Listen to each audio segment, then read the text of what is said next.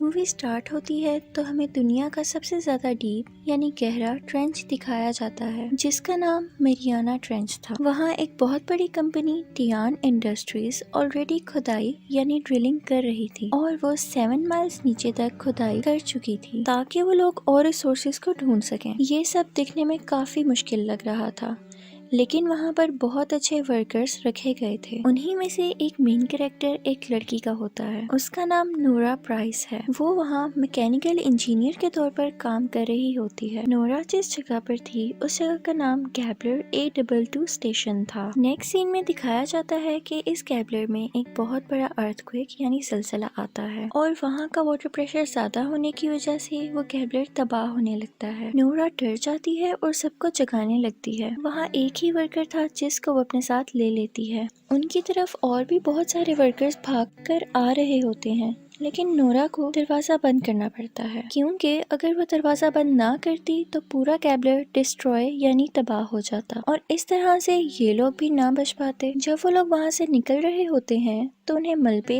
यानी पत्थरों में से एक और वर्कर मिलता है। वो अभी भी जिंदा था लेकिन थोड़ा बहुत जख्मी था। उन्हें पता चलता है कि इस अर्थक्वेक की वजह से बहुत सारे वर्कर्स मारे जा चुके हैं। इस पर वो तीनों काफी उदास हो जाते हैं। बाहर निकलते निकलते ये तीनों एस्केप रूम के एक्सेस पॉइंट पर पहुंच जाते हैं, यानी ऐसा कमरा जहां पर ये लोग सेफ थे। वहां पर और कोई नहीं था सिवाय कैप्टन लुसिन के। नोरा उसे वहां से बाहर निकालती है क्योंकि उन्हें इससे भी ज्यादा सेफ प्लेस पर जाना था। वो चारों मिलकर गैबलर के कंट्रोल बेस स्टेशन पर जाते हैं। वहाँ पर उन्हें 2 और लोग मिलते हैं। उनमें से एक लड़की एमिली है जो बायोलॉजिस्ट होती है और एक लड़का स्मिथ जो कि इंजीनियर था। तो बेसिकली यहाँ पर 6 लोग बाकी रह गए थे। ये सब लोग मिलकर समुद्र की अपर सरफेस यानी ऊपर की सतह पर सिग्नल्स भेजने की कोशिश करते हैं और कोशिश करते हैं कि हम किसी तरह उनसे कांटेक्ट कर लें, लेकिन उन्हें कोई भी जवाब नहीं मिलता, जिसका मतलब ये था कि ये लोग यहाँ पर फंस चुके थे। वहाँ कैप्टन उन सब से कहता है कि हम प्रेशराइज्ड सूट्स पहन लेते हैं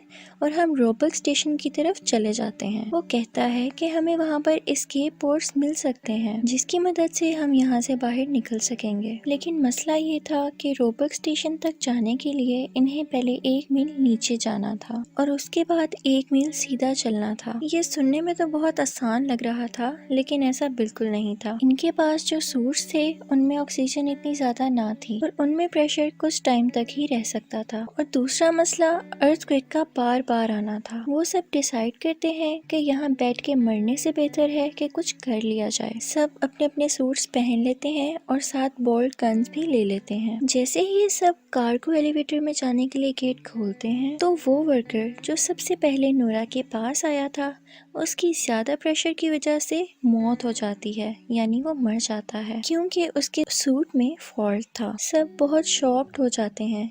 एमिली कहती है कि मैंने कभी किसी को इस तरह मरते हुए नहीं देखा। अब सिर्फ 5 लोग बच गए थे। ये सब एक एलिवेटर में जाते हैं ताकि वो 1 मील नीचे तक जा सकें, लेकिन वो अभी 200 मीटर ही नीचे गए होंगे कि उन्हें दोबारा से अर्थक्वेक फील होता है। नीचे पहुंचकर जब वो लोग सीसीटीवी कैमरास ऑन करते हैं तो उन्हें बहुत सारे एस्केप पोर्ट्स दिखाई देते हैं जिनसे उन्हें लगता है कि यहाँ अभी भी सर्वाइवर्स होंगे और हमारी जान बच सकती है। स्मिथ और वो लड़का जिसको मलबे के नीचे से बचाया था दोनों एस्केप पोर्ट्स देखने के लिए चले जाते हैं। वो देखते हैं कि उसका दरवाजा खुला हुआ है और उसके अंदर कुछ एग्स जैसा मौजूद है, यानी कुछ अंडों जैसा मौजूद है। वो वर्कर उसे टच करता है। जैसे ही वो टच करता है उसके अंदर से एक क्रिएचर आता है और उस पर अटैक कर देता है। स्मिथ अपनी बोल्ट गन की मदद से उस क्रिएचर को मार देता है। जब वो दोनों उसकी बॉडी को चेक करने के लिए अंदर लाते हैं तो एमिली कहती है कि ये कोई अननोन स्पीशी लग रही है और शायद इन्हीं के लिए कंपनी ने ये फैसिलिटी बनाई है। वो सब काफी शॉक थे क्योंकि ऐसी क्रिएचर उन्होंने कभी भी नहीं देखी थी। अभी वो सब लोग इस क्रिएचर को देख ही रहे थे कि उन्हें फिर से अर्थक्वेक फील होता है। उन्हें इसके साथ ये भी फील होता है कि कोई तो है जो इस फैसिलिटी के ऊपर चल रहा है। कोई क्रिएचर इन्हें ऊपर की खिड़की से देख रहा होता है। उसे देखकर ये सब लोग बहुत डर जाते हैं। उन्हें लगता है कि ये वो उस क्रिएचर को लेने के लिए आए हैं जो अभी अभी एग से निकला है। ये सब लोग रोबक स्टेशन की तरफ जा ही रहे होते हैं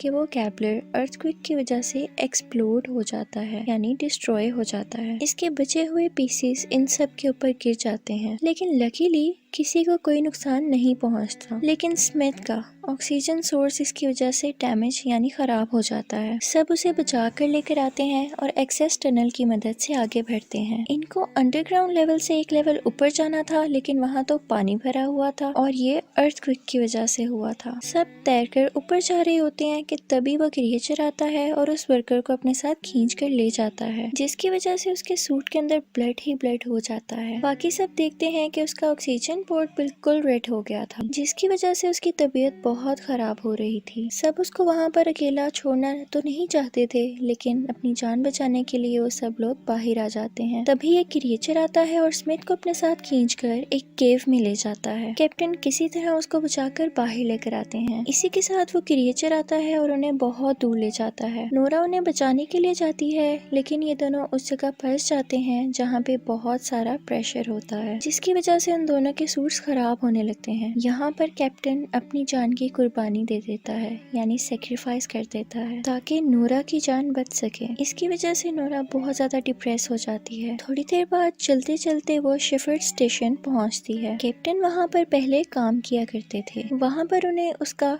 यानी कैप्टन का लॉकर मिलता है, जिसके बाद उसे लगता है कि शायद इन्हें क्रिएचर्स के बारे में बहुत सारी इन्फॉर्मेशन थी। नोरा यहाँ एमिली और स्मिथ से कांटेक्ट करने की बहुत कोशिश करती है, लेकिन कोई फायदा नहीं होता। यहाँ उसे एक और प्रेशराइज सूट नजर आता है।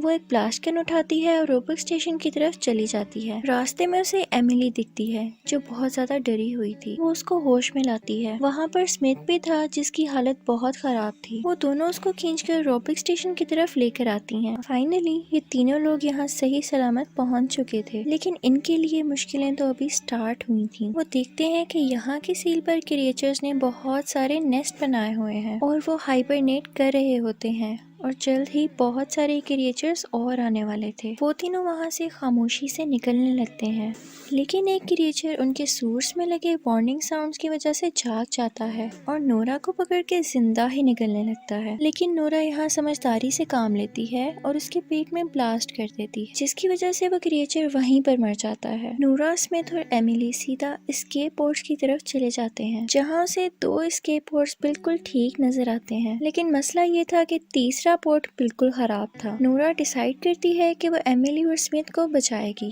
क्योंकि वो जानती थी कि ये दोनों एक दूसरे को पसंद करते हैं और उसे ये भी पता था कि अपने को खोने का दुख कैसा होता है। स्मिथ उन दोनों से कहता है कि तुम दोनों को यहाँ से चले जाना चाहिए, लेकिन नोरा जबरदस्ती उन दोनों को एस्केप पोर्ट्स में बिठाकर ऊपर की तरफ भेज देती है। नोरा देखती है कि उसकी आंखों के सामने एक बहुत बड़ा क्रिएचर है, जिसने सारी फैसिलिटी को अपने काबू में किया हुआ है। ये क्रिएचर सबसे बड़ा था और बाकी क्रिएचर्स उसके बच्चे थे। वो बड़ा क्रिएचर बाकी क्रिएचर्स को ऑर्डर देता है कि वो उन पोर्ट्स को तबाह कर दें, और नोरा कैमरा में देखती है कि बहुत सारे क्रिएचर्स एमिली और स्मिथ के पोर्ट्स का पीछा कर रहे होते हैं। जिसके बाद नोरा वहाँ के लगे न्यूक्लियर कोर को और ज्यादा अनस्टेबल कर देती है, जिसकी वजह से नोरा, ये बड़ा क्रिएचर और तमाम क्रिएचर्स खत्म हो जाते हैं। जिसके बाद एमिली और स्मिथ सक्सेसफुली ऊपर की सरफेस पर पहुंच जाते हैं। सीन चेंज होता है और कुछ देर बाद न्यूज की हेडलाइंस में हमें दिखाया जाता है कि एमिली और स्मिथ अपनी अपनी स्टेटमेंट दे रहे हैं कि इस मंदिर की गहराई में कुछ न कुछ ऐसा जरूर है जिसके बारे में कोई कुछ भी नहीं जानता। लेकिन टियान इंडस्ट्रीज पूरे इंसिडेंट को कवर कर लेती है ताकि ये बात लीक ना हो, और दोनों सर्वाइवर्स को जबरदस्ती यानी फोर्सफुली चुप करवा देती है। फर्दर टियान इंडस्ट्रीज कहती है कि हम और ज्यादा अच्छे से और गहराई में ड्रिल करेंगे ताकि और रिसोर्सेज को हासिल कर सकें, और यहीं पर मूवी की एंडिंग हो जाती है। Thank you for watching.